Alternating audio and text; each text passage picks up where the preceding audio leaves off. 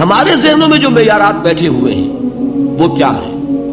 کامیابی پیسے سے ہے، کامیابی جائیداد سے ہے، کامیابی کاروبار سے ہے، کامیابی شہرت سے ہے، کامیابی اقتدار سے ہے. یہ معیارات ہیں. جو جتنا دولت مند اتنا کامیاب، جو جتنا مشہور اتنا کامیاب، جو جتنا پاپولر اتنا کامیاب، جو حکومت پر پہنچ گیا کامیاب، جس نے بڑا کاروبار جما لیا کامیاب، جس نے بہت جائیداد بنا لی کامیاب. یہی ہے اصل میں ساری بس کی گانٹھ.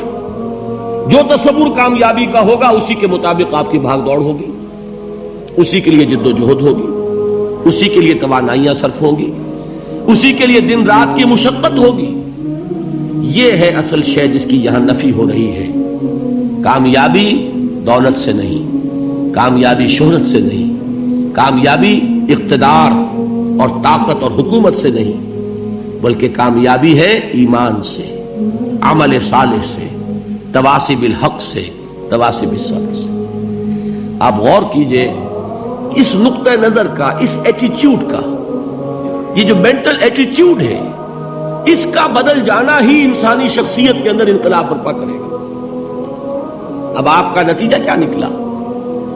اگر تو دولت سے کامیابی ہوتی تو قارون بہت کامیاب تھا، اگر حکومت سے کامیابی ہوتی تو فرعون اور نمرود بہت کامیاب تھے.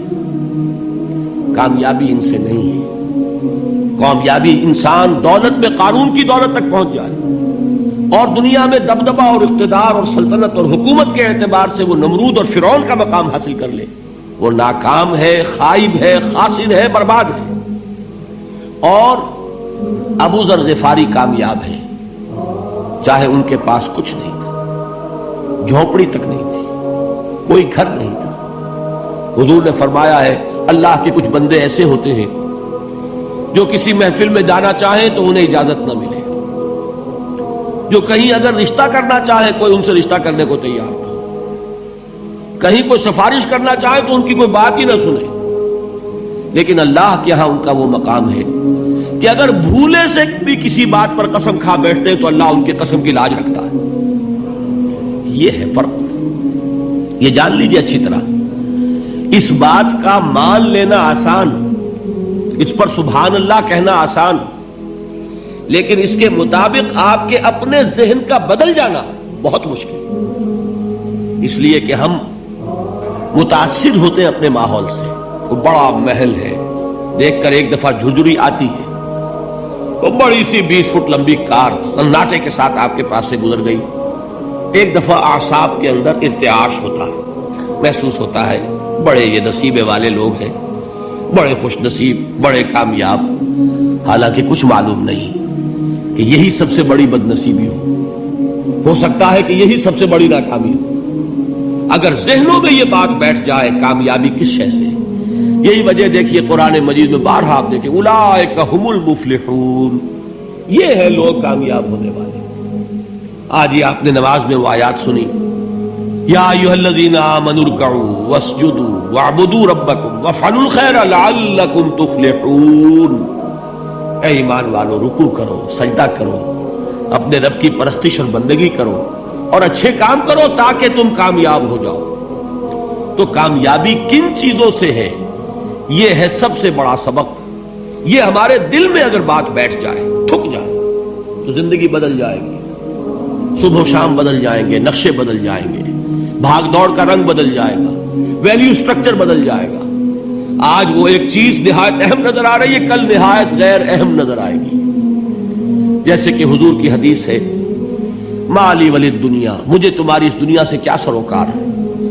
انما مثلی کراکب استظل تحت شجرۃ ثم راح فترکها، میری مثال تو اس سوار کی سی ہے جو تھوڑی دیر کے لیے ایک درخت کے سائے میں ٹھہرتا ہے سستانے کے لیے، پھر وہ اپنا راستہ لیتا ہے. اسے اس درخت سے مستقل تعلق اس کا نہیں ہے، وہ اس کا گھر نہیں، وہ اس کی منزل نہیں. اسی طرح یہ دنیا میرا گھر نہیں ہے. اب دیکھیے ہم کہتے ہیں انا للہ و انا الیہ راجعون، ہم تو مسافر ہیں، ہم اللہ کے پاس سے آئے، اللہ کی طرف ہمیں لوٹ جانا ہے. کن فی الدنیا کانک غریب و عابر سبیل، حضور فرماتے ہیں دنیا میں ایسے رہو جیسے کہ تم اجنبی ہو یا راہ چلتے مسافر. لیکن یہ طرز عمل کب ہوگا؟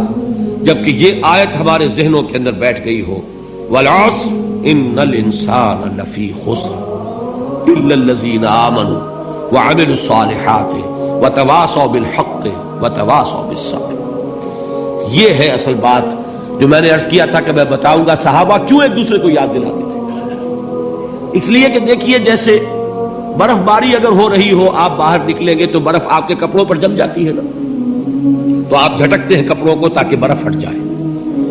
ہمارے ایمان پر اس دنیا میں رہتے ہوئے جب ہم متاثر ہوتے ہیں ماحول سے تو گردہ آ جاتا ہے، برف پڑ جاتی ہے، اس کو جھٹکتے رہنے کی ضرورت ہے. اور وہ جھٹکنے کی بہترین اور مؤثر ترین شکل یہی ہے کہ یاد رکھو کامیابی ان چیزوں سے نہیں ہے. چمک دمک جو ہے دنیا کی، یہ ساری چمک دمک جو تمہیں رجھا رہی ہے، جو تمہیں اپنے اندر گم کیے ہوئے. یہ لفظ گم پر اقبال کا وہ شعر یاد آ گیا کہ کافر کی یہ پہچان کے آفاق میں گم ہے، اور مومن کی یہ پہچان کے گم اس میں ہے آفاق. تم گم نہ ہو کر رہ جاؤ، اس میں مبہوت نہ ہو کر رہ جاؤ، مرعوب نہ ہو کر رہ جاؤ. دنیا ہی کی محبت تمہارے اوپر ڈیرے نہ ڈال دے، تمہارے دلوں کے اوپر مسلط نہ ہو جائے. لہذا تازہ کرتے رہا کرو والعصر ان الانسان لفی خسر الا الذین آمنوا وعملوا الصالحات وتواصوا بالحق وتواصوا بالصبر. پھر یاد کر لو، پھر تازہ کر لو اپنے اس یقین کو کہ کامیابی دولت سے نہیں، کامیابی ثروت سے نہیں، کامیابی اقتدار سے نہیں، کامیابی شہرت سے نہیں، کامیابی جائیداد سے نہیں، کامیابی ہے ایمان سے، کامیابی ہے عمل صالح سے، کامیابی ہے تواصی بالحق سے، کامیابی ہے تواصی بالصبر سے. یہ چار چیزیں ہیں کہ جو کامیابی کے لوازم